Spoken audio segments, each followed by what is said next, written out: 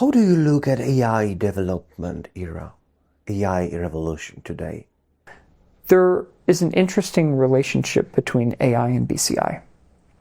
On one hand, AI tools can be very helpful for brain-computer interfaces. I'll give an example. Let's take a communications prosthesis. If someone has a BCI and they're trying to say something and they're talking really fast, let's say that they're talking so quickly and the brain-computer interface is trying to keep up and it misses a few words or it has a few errors. You can push, let's say like a corrupt transcript or like a noisy recording through an AI model, and based on language modeling, based on the statistical regularities of speech, it can infill the mistakes and it can correct the mistakes. And so it can allow people to communicate faster with lower error rates using this sort of error correcting property of AI. There's also an interesting way in which I think BCI will help AI models, which is that right now, in some sense, like all of the AI models are trending toward a certain asymptote because they're all based on the same data that they have access to, namely the internet.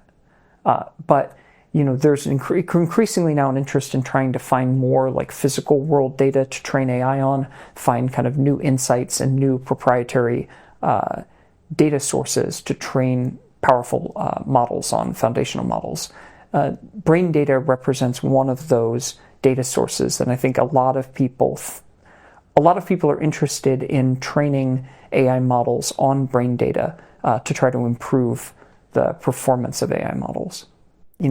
Right now we sequence our thoughts and communicate with computers through natural language. That's how we communicate with ChatGPT and Claude and other AI models. But you can imagine that someone who has a really advanced brain implant, because they're paralyzed, they might begin communicating directly with AI models in a way that is even precedes natural language.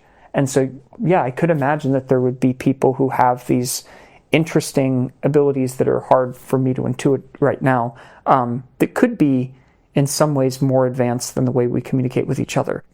Where the technology is trending toward is eventually BCIs will have enough bandwidth to be able to provide immersive sensory experiences that are indistinguishable from reality. Everything that we see comes to our brain through our retinas and through our thalamus into our visual cortex. So a sufficiently high bandwidth visual BCI would be able to provide you an image in your mind's eye that is indistinguishable from the one that your eye does. Essentially, the generative AI technology to make that experience, what you could imagine is, I always like to give the example, I was in Mycenae over the summer, ancient Greek city. It was the capital of the Greeks during the Trojan War. And if you go there now, it's basically, you can see the foundation on a hilltop. But when I was walking around, I thought, wow, it was so amazing to have been here at the peak of the Mycenaean civilization. What would it have been like? With a sufficiently advanced BCI, you could just